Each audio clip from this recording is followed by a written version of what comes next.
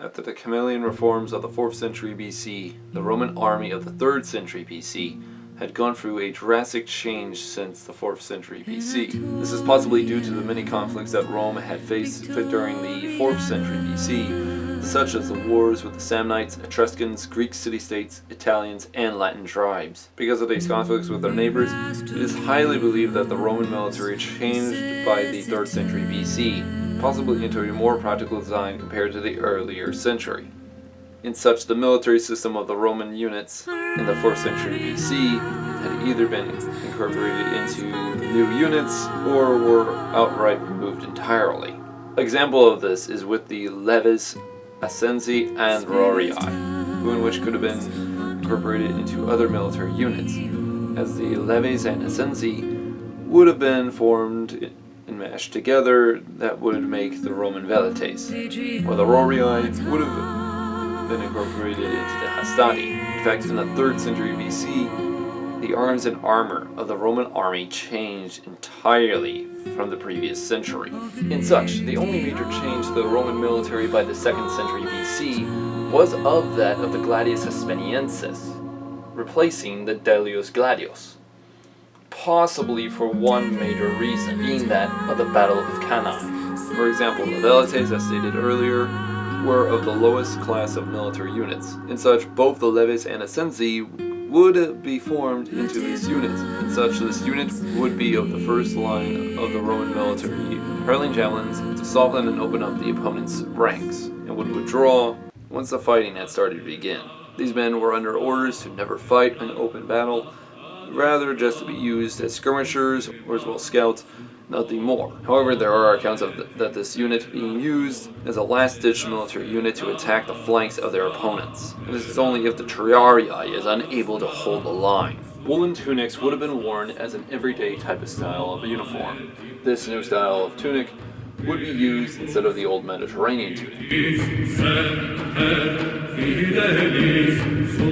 The footwear that we worn would be of an everyday style of footwear. However, this would later change to the caligai sometime in the 2nd or 1st century BC.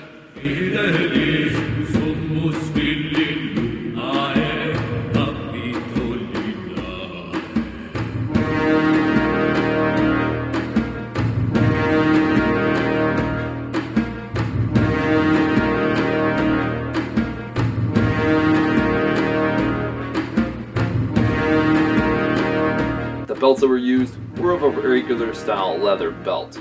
However, it is indicated that some of these belts might have been designed, possibly with some sort of symbol of Rome.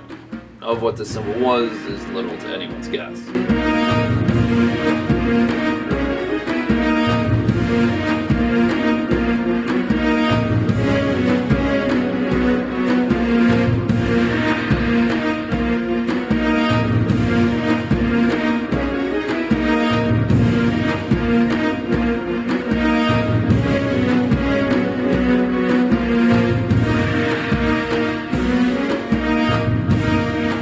Of the Roman military would be the gladius gallius, or as it's also been known as by its common name, the gladius gidellos. This would be the sword of the Roman military from the 4th century all the way into the 2nd century BC. However, it was highly believed that military units such as the cavalry and centurions used this even further on.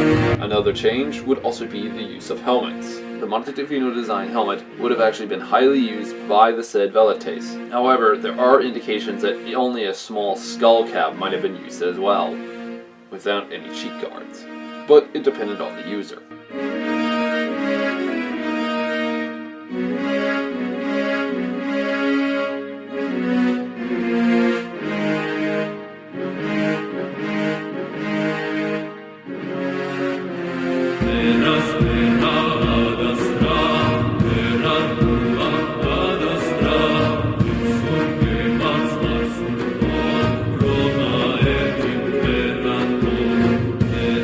Wolf pelts would be worn as an everyday style of garment. It is believed that this would actually indicate the prowess of Rome. However, as well as some historians also indicate that this might have been used by the Roman scouts, rather than used on the field of battle.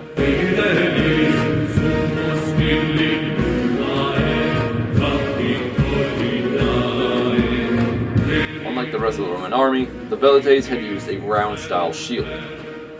Possibly because, one, it was a lot easier and cheaper to manufacture compared to the Roman scutum.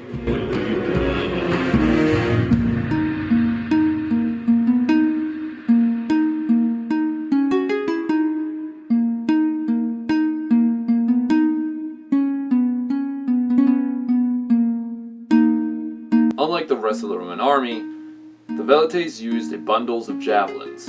These were actually very highly common, and as well, the head on the said javelins would have been somewhere around 9 to 10 inches long, possibly to indicate of how it could actually penetrate the opponent's shield. However, there is very little information of what these really looked like.